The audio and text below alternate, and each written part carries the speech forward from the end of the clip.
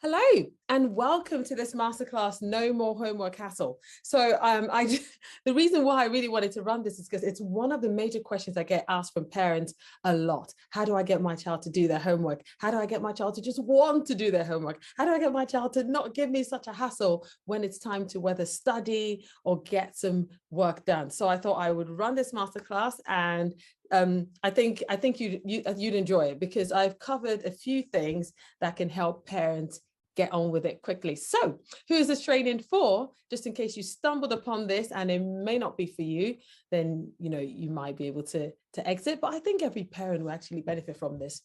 It's for parents who are tired of shouting, fighting, threatening, losing it in order to get your children to study or do your homework. If that's you, stay tuned. For parents worried about their child's academic performance and want to help them do well. So you're concerned they're not doing as well as their full potential and you want to help them. It's for parents who are taking the long view.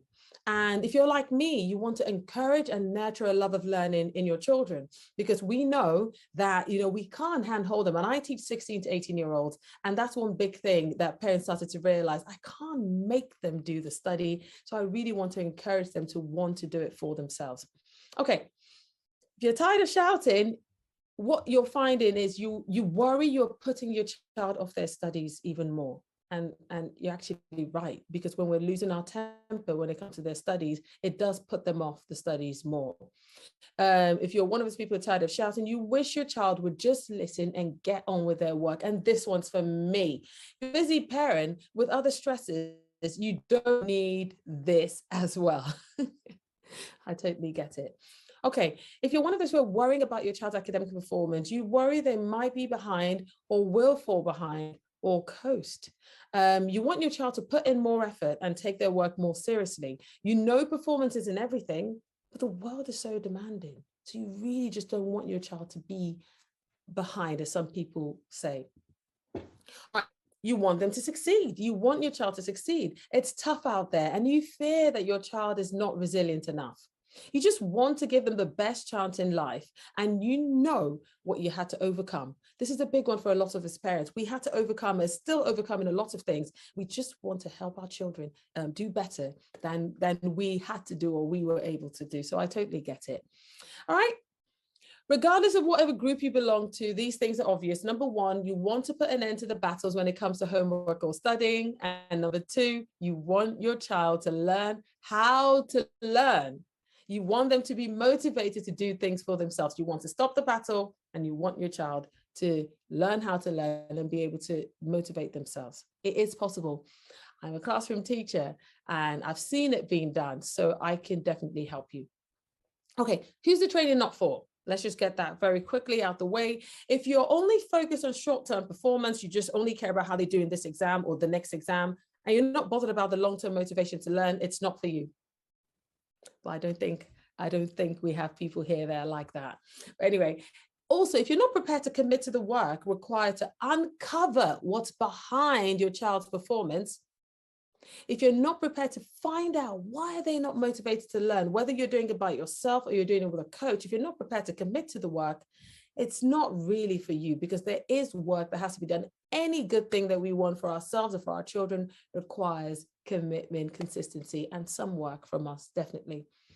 It's not for you if your child gets their work done before they're asked, is excited about learning every subject and creates more work for themselves to challenge themselves. There are, I'm sure, some children like that, but not many of us have them, if I'm honest. Okay, so this is my promise to you. By the end of this presentation, you will see and understand more clearly what might be lurking behind your child's reluctance to learn. Okay?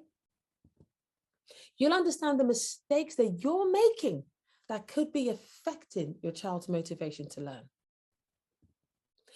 And I'll equip you with the tools you need to motivate your child. Okay, that's my promise to you.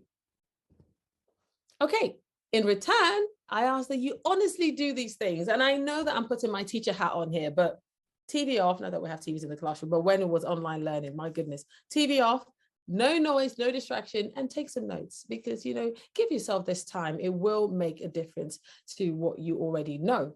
So out the way, a little bit about me, because I'm not going to assume that you all know who I am. So who am I? I always say that first. I literally lead with that. Hi, my name is Abira Bola. I'm a teacher. I love my profession.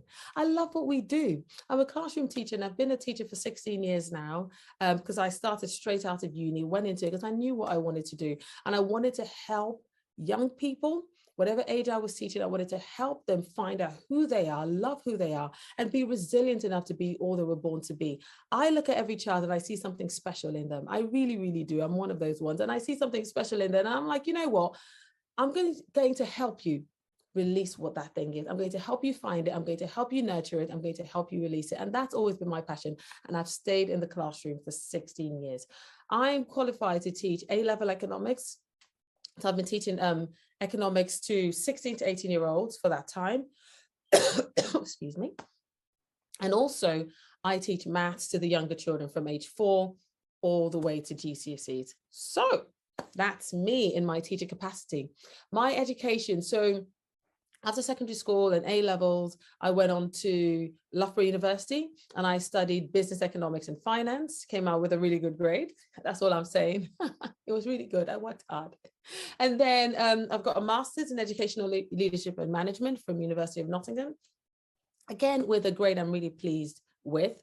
And yeah, and a lot of my education is continued, to be fair. I continue to learn. I do lots of courses and lots of that on continued professional development.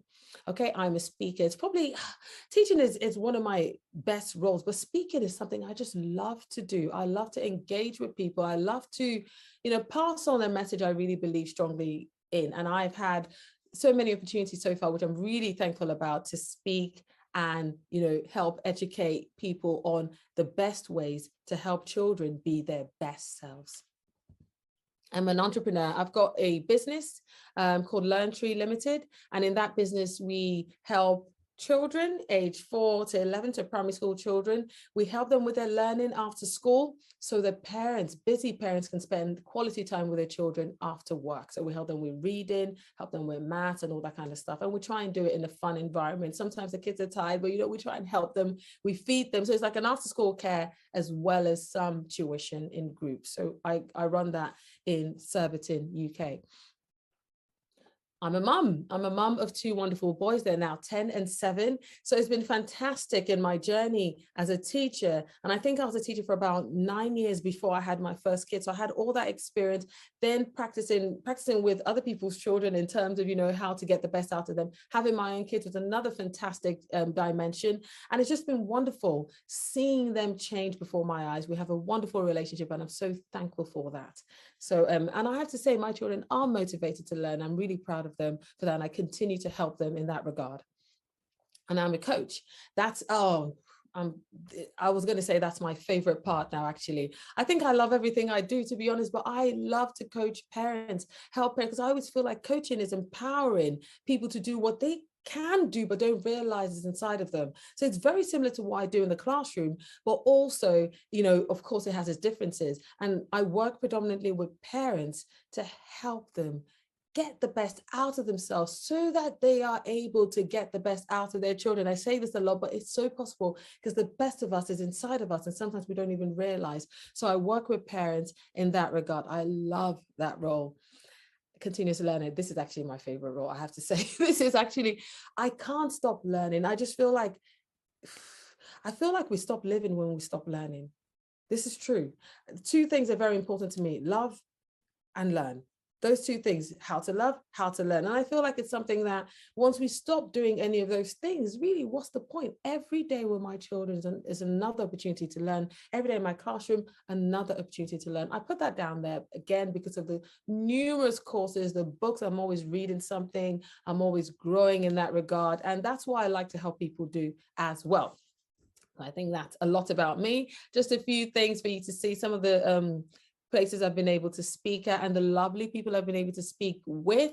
You might recognize some of them. We've got Miss Mems there, Memo, we've got Chinda, Finna, we've got Padabi, Ajoma. These are people who, you know, are really doing really well in their fields as well. We've got Bankole Williams, Lanre Olushola, Komi Olusa, and, you know, we have Vivian here as well. So these are wonderful people I've had the privilege to work with or speak alongside. I was also asked to speak at Oxford Tutorial College, which I absolutely love. Is a college that is a leading college in Nigeria, which I had the privilege of speaking at. Okay. Testimonials. So, oh gosh, I love to see and read these. I'm not going to lie. It makes me so happy just to hear what people have to say when we've worked together. These are parents. I have parents who have talked about how they felt empowered. I've been, you know, listened to them. And, you know, you get the chance to read these when you watch this. And for those of you that are watching, if you can see it clearly now, I don't know how clear it is for you to see, but I love one that talks about how I was able to help them in their economics. They were doing a master's, I was able to study with them. So there's so many wonderful things here that I'm grateful and very proud of. Okay, a bit about my journey, just so you get to know me a bit more. So that's me. I think I was definitely 22 or something like that then. I've had to blur people's faces out because, you know, honestly, I still, you know, I hold my position very seriously, and I'm not going to share people's faces with you, but these are some of the first students I taught. As you can see, they're probably the same height as me, maybe even taller. That's my dad when he came to visit me at the first school I was. And I shared these pictures because I remember being, quite frankly, very intimidated when I walked into the school, age 21, going for an interview, wanting a job. That I saw the building, and I'm not going to lie to you, I nearly walked back, because coming from my background, I grew up in Nigeria. I went to uni in the UK, but I grew up in Nigeria. I'd never seen a school of this magnitude before. I literally had never seen it. And walking there, I thought, why am I here? And all the doubts came in. I was going to walk back. And I remember going into the interview eventually and fumbling on everything. Everything they asked me, I didn't know the answer. And I just make up something, and I could see on their faces that this was not going well. But thankfully, one of the things that we get to do in a teaching interview is that we get to teach. And that was my saving grace. So I walked into that classroom, age 21, teaching 18-year-olds, and I went for it. And I think that was when I was my most relaxed. It's just something I've always loved, engaging with young people, teaching them something. And really, I don't say teaching, I say learning with them. We had a fantastic lesson, and the strangest thing happened. At the end of the lesson, the kids all stood up and gave me a round of applause. I will never forget that. They got me that job. And that gesture and everything that they saw in the classroom was what made me, against all odds, get the job. And I ended up spending my first 7 years teaching in this wonderful school. So I wanted to share that with you. Right. Okay. So why did I start coaching parents? It's very simple. I've already said this. I'm very passionate about helping parents raise children who know who they are, love who they are, and are resilient enough to pursue all they can be. And I feel like children can do that. They just need the support of the adults around them, and predominantly their parents. So if I can help as many parents achieve that, it helps my work in the classroom get easier, but it also helps me achieve something that I think is so important, because these children grow up to be adults. And if we have adults who know who they are, love who they are, and are resilient enough to pursue all they can be, my goodness, that is something that I think will be so phenomenal for all of us. So it's a passion of mine. And this is why I coach parents. Okay, by the end of this webinar, you would have successfully learned 3 major things. The reason why study time is so stressful. So you'd learn that. Why children are unmotivated to learn, not all children, but why a lot of children are unmotivated to learn particular subjects, or just a lot of subjects in general.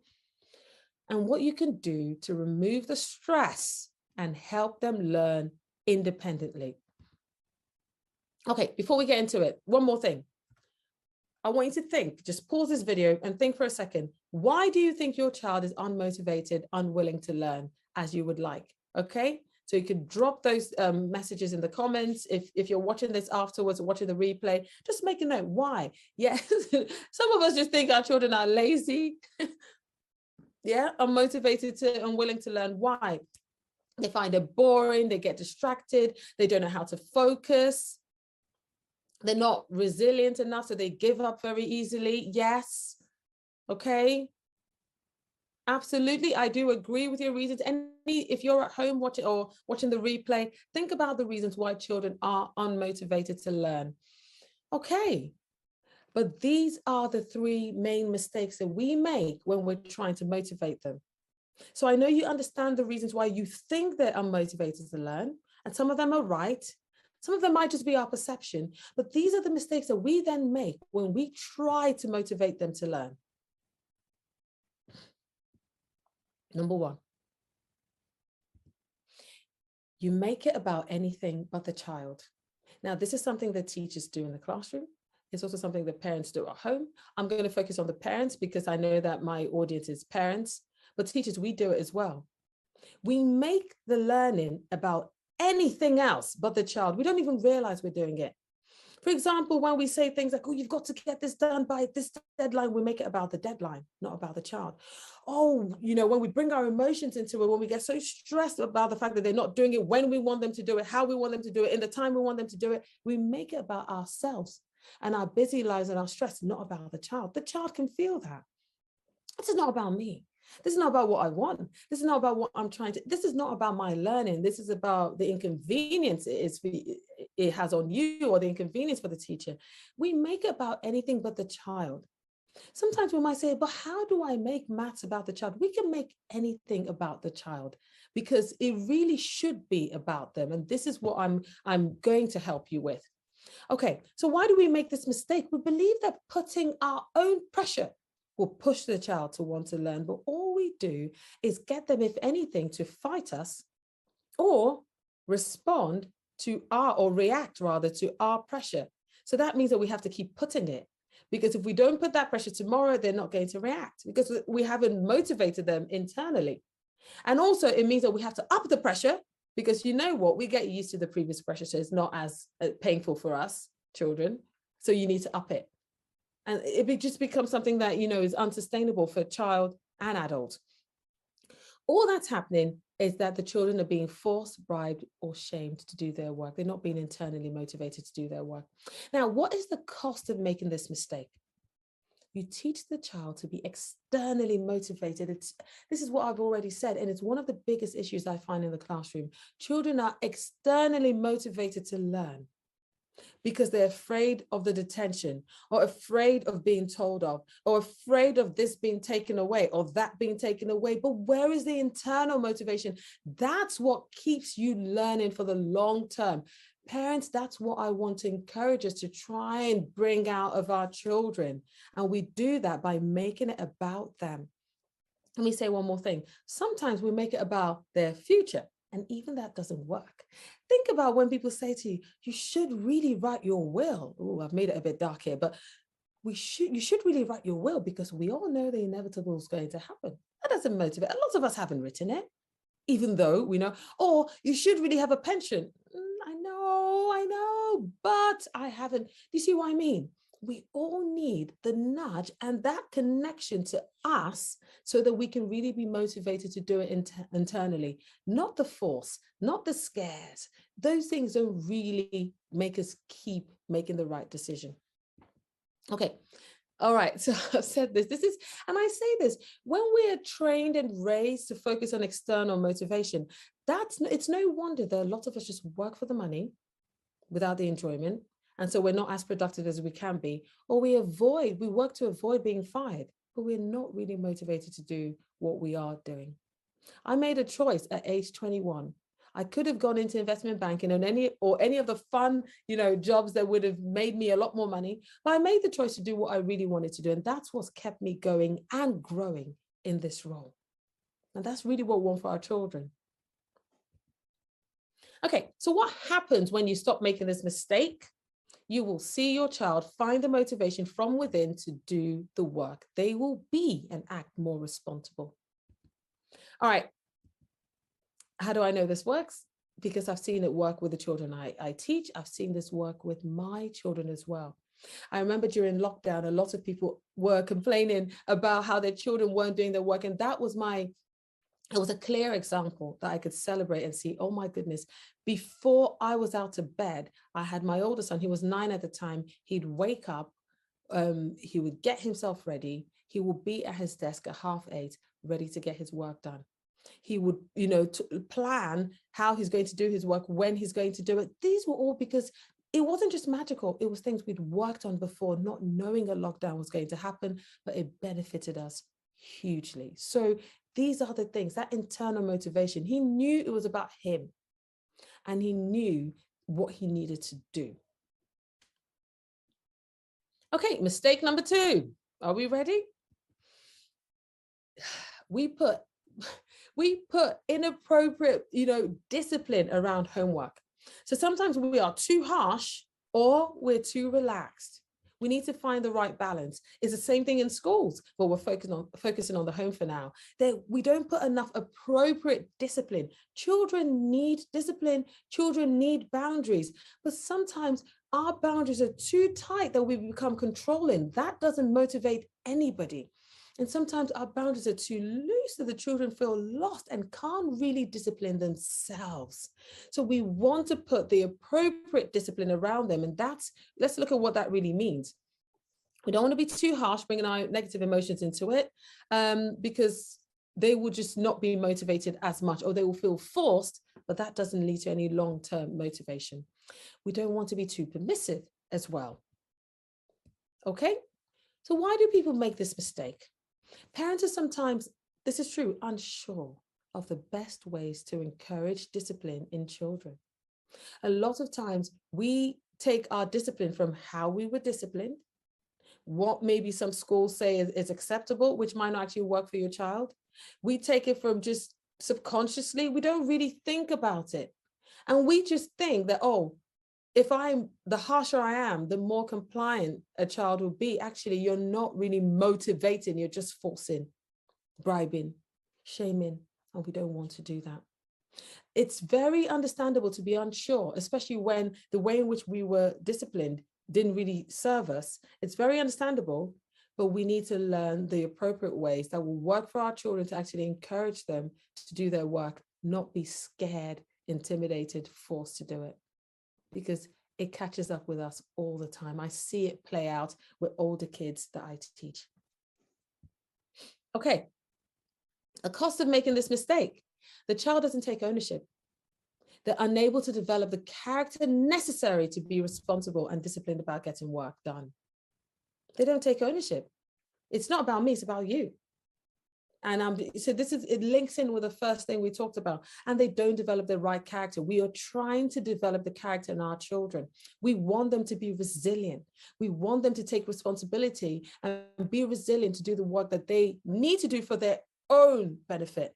But when we're too harsh, or when we're too permissive, or when we make it about everything else but the child, then they lose that.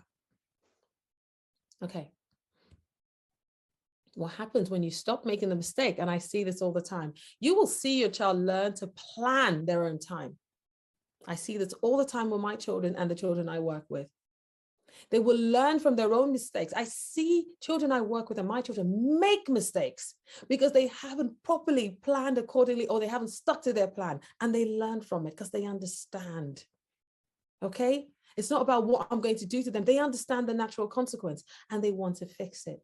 They come up with their own solutions. They ask for help. I've seen them ask for help in ways that they shouldn't, in the aggressive, I just need help. And I've seen them not ask for help. And we've worked through it. And they learn to ask for help appropriately. And I've seen them not give up easily because they know that, you know what, I can't do this now, but I will learn to do it. It's a case of not yet. I can't do it yet, but I will learn to do it if I keep working at it. There's a way to teach them to be responsible and more resilient. And it goes with authenticity and it goes with discipline as well. All right. And I've just told you how I know it works. I've seen it work in the classroom and with my children. Third mistake, okay, that's causing children to be unmotivated to work or do their work. We focus on the outcome instead of the process. This to me is the one that hurts me. I'm like, come on, parents, you know that focusing on the outcome is not going to yield the results that we want. Even though we know that, we still somehow, we all do it, where we still think, oh, but how have you done? What's the grade you've got? How have you done today? How have you done? And when we keep focusing on the outcome and we don't place as much attention on the process the child took to get there, we start to teach the child that the process is not as important as the outcome. So why put in the effort? If I put in all this effort and my outcome is a C, and you're focusing on the outcome, then why am I putting in all the effort? If all you care about is the A and you don't care about the effort, then if with little effort, I can get the A, then why am I going to put in more effort? You see, the problem is when they now hit a difficult task, they don't know how to increase the effort because they're focused on the outcome. They too become focused. Why can't I get the A? They're not focusing on the little effort they're putting in. They don't know how to change that. They're focusing on the grade. And that scramble causes anxiety. It causes stress on the child if they have been used to focusing on the outcome and not the process. They don't know how to look at the process, find the mistakes, improve it, change it, celebrate the wins, look at the mistakes and understand. They don't know how to do that because they've been raised and taught to focus on the outcome. So it becomes such a dangerous thing. When I teach children that come out with A grades, I'm not sitting there thinking, well done. I'm like, oh, okay, all right, come. You've got an A. What did you do? How did you do this? Right, let's look at that. Wow, well done. How much effort did you put in? Well done. What haven't you done? You see, so we're looking at those things, celebrating that, but also if they're telling me I haven't put in a lot of effort, it was really easy, I'm really sorry. I've made this too easy for you. Let me help you stretch because you need more stretch, don't you? And let them say, no, I like it easy. And I say, honestly, let's work on making it a little bit harder because that's what will help you grow. So the conversation around it is very important. I'm not saying don't celebrate your kids, but what are you celebrating? Focus on the process, not just the outcome. Okay, so we make this mistake because we forget that the inner work, the long-term work, the difficult work of the process of developing character is far more important than any short-term performance. The character is what will keep them going. I say this to parents a lot. Grades will get you into the room, but it's actually your character that will keep you in the room. So we need to focus on developing character over just any kind of performance. Okay, and the cost of making this mistake is the child does not develop character traits for success. They do not learn long-term strategies for success. Instead, they go from one piece of work to the next. And when it becomes too difficult, that's when they give up easily or they don't want to try. So what happens when you stop making this mistake? You will see your child build performance character that allows them to succeed in different areas of their life. They're able to sustain their performance much longer. Okay. How do I know this works? Again, I've shared this with you already. I know this works. I see it in the children I teach. I see it in my children as well. Character is everything. Spend your time developing their character. And the number one character I focus on is resilience. You will see the long-term outcome. Again, how do I know this works? Look at yourselves. Look at myself. It's not about the things that I just did well at and I didn't make as much effort in. The minute it became more difficult or I saw someone else doing better, I couldn't motivate myself to do more because I didn't know how to. So it's not about how you perform because that performance doesn't stay if we don't put in the effort. So look at your lives as well. You will see the same thing. Okay, so there are three main reasons behind a child's unwillingness or inability to motivate themselves to learn. And I say the three things they lack: a lack of authenticity. When we talked about making it about everything else but the child, that's what we're talking about, a lack of authenticity. We don't make it about the child. So the child doesn't really know who they are. So they can't link who they are to what you are trying to get them to do. A lack of discipline. When we don't teach them proper discipline, set proper boundaries around what they're doing, then again, the child doesn't learn motivation. Okay, that's the other thing. And again, I always say about discipline, the lack of discipline could result in the child not just knowing who they are, but not loving who they are if the discipline is too harsh or too permissive. So again, it's about the extremes. We want to get the right balance. And the final thing is a lack of resilience. And I talked about that throughout.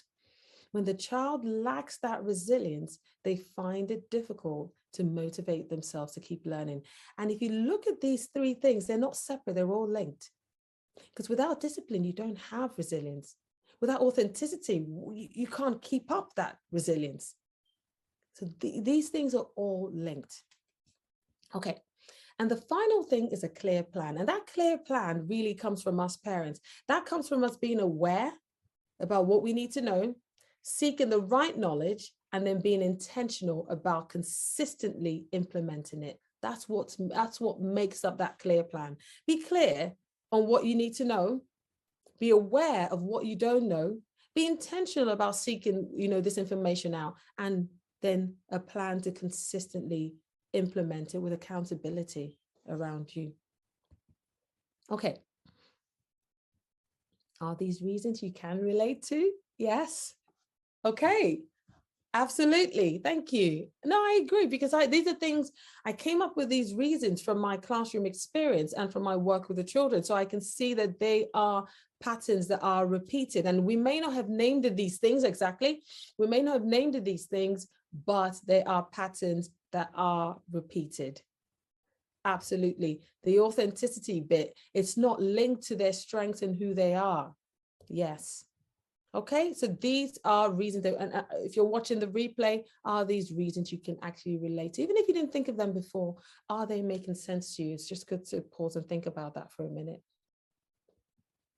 Okay, so now that you understand the reasons, you're probably thinking, what can I do to correct the mistake and motivate my child to learn? What can I do? This is what I help parents do. This is what I help parents do all the time. Even when you come to me and say, I need help with tuition, because I'm a maths tutor, I'm an economics tutor as well, I go back to these things. Wait, hold on. Why isn't the child motivated to do this by themselves? Why do you need a tutor? What's behind? And we go through those things. So I help you raise authentic and resilient children. And these are children who know who they are, love who they are, and are not just resilient, emotionally and academically resilient enough to be all they were born to be. Very important to me. And this is something you hear me say a lot of the time. And I'm running a coaching program to help parents achieve exactly this. So if this is sounding interesting to you, keep listening so I can tell you how to book a call with me, just to have a chat. It's a free call. And just to start the conversation about, let's know what you actually need and what areas. Some of you might call me and we chat, and then we realize, you know what, you are actually on the right track and you don't need any more. But it's a good chance to be able to see what's missing and how you can get help. So I just want to explain the framework very quickly of how I work with parents. So if this is something you're interested in, just stay tuned. How do I work with parents? I start with discover, and that's discovering the authenticity of the child. There is no child I have ever worked with that I haven't made the effort to understand who they are, what they love. Because how can I relate to you? So even in my classroom, when I'm teaching my economic students, we have separate jokes for different people or separate conversations. So I can make a joke with that person, and they understand it based on what they love and what we've talked about. I have to get to know my students. If I don't know them, I can't relate with them. If they cannot relate with me, they cannot learn from me. I cannot motivate someone who doesn't know and trust me. So this is the first thing. If we're trying to motivate our kids to learn, we have to help them discover their authenticity. We've got to discover it. And I help parents find those things, because I'm very, very, honestly, very skilled, because of my experience with children, very skilled at picking out what their strengths are and helping you work with that to motivate them to be who they are, regardless of the subject. The second thing is a discipline. I help you disciple your children, set healthy boundaries for them to thrive as their authentic selves. They're clear rules for discipline that when we go away from those rules, we can break the relationship. We can break the spirit of the child. We don't want to do that. It's not that it's not repairable. Everything is repairable, but we want to make sure we're disciplined in such a way that we're not breaking their motivation to learn. We're not breaking their willingness. We're actually helping them continue on that path. Okay, develop now. So if we look at discover as the foundation, disciple is kind of the pillars that keeps you going. Develop is now you're going to the next level and you want to help your child develop their performance character. And I focus mainly on emotional resilience because that's the foundation to academic resilience. So this is what I do. I help parents achieve. Okay, and the final thing is design. This is where we work in your context to design a clear blueprint for what you want your parenting to look like based on the model that I've just shown you. But we need your context because everyone has different contexts. Everyone has different work-life schedules. So I work with you to help you design that blueprint that you can use to help your child be their authentic and resilient self. And this will play out in their sports, in their music, in their academics, whatever it is. If you want to raise a wholesome, happy, successful, purposeful, resilient child, and I mean this honestly, this is what it boils down to: authenticity and resilience. And in the middle of that authenticity and resilience is discipline. So you want to disciple your child to be authentic, disciple them so they can be resilient. This is what I've seen, that everything that parents want to achieve in their children really boils down to these two things: authenticity and resilience. Once we move the child away from that authenticity, we start struggling with a child who is not themselves. The child starts to get confused about who they are, start to just, feel unsure about whether they love who they are because they're not operating as their highest self. Once we don't teach them discipline, they can't stick to that authenticity. And once we don't teach them how to be resilient, they don't grow in that authenticity. Okay, so this is really what it boils down to. And you can see the four pillars that I work with parents on. So if this sounds like something you are interested in, I want to recommend that you just book a call with me. And I'll share with you how to book a call with me. You can simply go to my website, www.raisingyourchildonpurpose.com. Okay, and you can, on that website, you can go to where it says free clarity call, 30 minutes free. Let's have a chat and let's see what you would like to get involved in, how you want to help your children become more authentic and resilient.